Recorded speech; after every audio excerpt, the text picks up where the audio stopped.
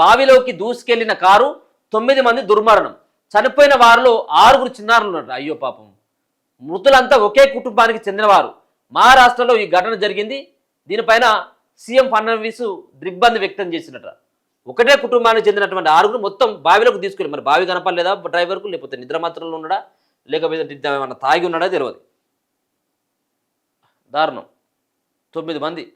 ఇగో ఇదే కారు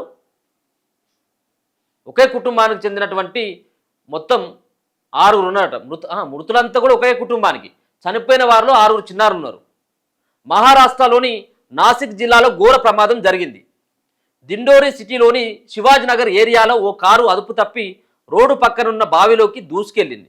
ఈ ప్రమాదంలో ఒకే కుటుంబానికి చెందిన 9 మంది ప్రాణాలు కోల్పోయారు. అందులో 6 చిన్నారులు కూడా ఉన్నారు. మృతులను సునీల్ దత్తు ధార్కుడే, ఆయన 32 సంవత్సరాలు ఉన్నాయట. ఆయన భార్య రేష్మ కూడా ఉన్నది. ఆశా అనిల్ ధార్గుడే, ఆయన 32 సంవత్సరాలు ఉన్నది. 6 చిన్నారులను అధికారులు గుర్తించారు. మరణించినటువంటి పిల్లల్లో 7 నుంచి 14 ఏళ్ల మధ్య వయసు గల 5 బాలికలు, ఒక 11 ఏళ్ల బాలుడు ఉన్నాడని వివరించారు. దిండోరి సిటీలోని ఇండోర్ గ్రామానికి చెందిన వీరంతా శుక్రవారం కారులో శివాజీనగర్ ఏరియాలోని ఓ ఫంక్షన్ హాల్లో జరిగిన వేడుకకు హాజరయ్యేటట్లు తెలిపారు. రాత్రి 10 గంటలకు తిరిగి ఇంటికి బయలుదేరిన కొద్దిసేపటికి ఫంక్షన్ హాల్కు సమీపంలోనే రోడ్డు పక్కన ఉన్న బావిలోకి కారు ప్రమాదవశాత్తు దూసుకెళ్లిందన్నారు.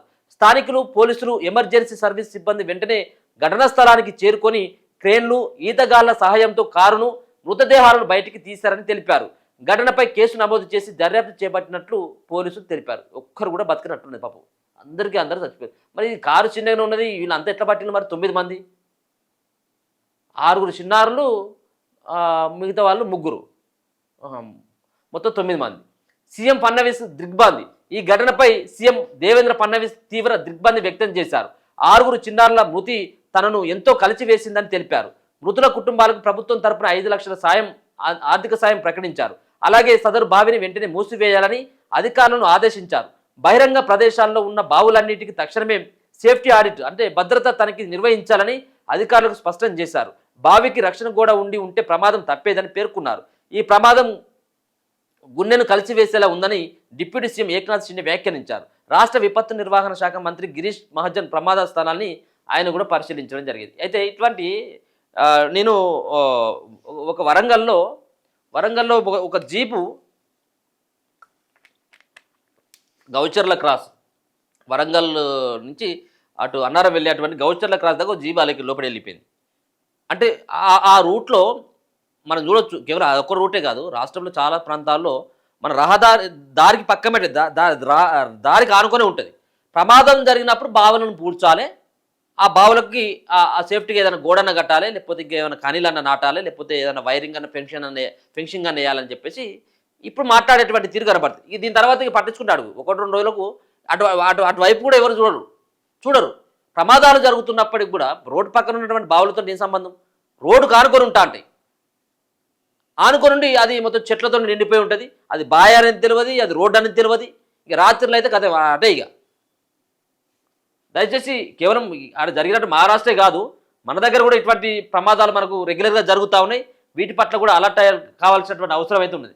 ఒకే కుటుంబానికి చెందినటువంటి 9 మంది వాళ్ళు ఎంతో సంతోషంగా ఫంక్షన్కు బయలుదేరిను. భార్య పిల్లలతోటి, వాళ్ళ కుటుంబ సభ్యులతోటి వెళ్తే మృత్యు అంతా కూడా ఎదురొచ్చి 9 మందికి కారులో ఉన్నటువంటి 9 మంది అక్కడనే విగత జీవులుగా అయిపోయారు, చచ్చిపోయారు వాళ్ళంతా కూడా పాపం. 6 చిన్నారులట. ఎవరిని చూసినప్పుడు కూడా 7 నుంచి 14 ఏళ్ళ పిల్లలు మాత్రమే. 7 నుంచి 14 ఏళ్ళ పిల్లలు పాపం ఎంతో కారులో వాళ్ళ ఉన్నటువంటి వాళ్ళ ఫ్యామిలీతో ఎంజాయ్ చేసుకుంటూ వెళ్తూ కేవలం ఇంకొక కొద్ది నిమిషాలు అయితే ఫంక్షన్ హాల్ వరకు చేరుకునేది.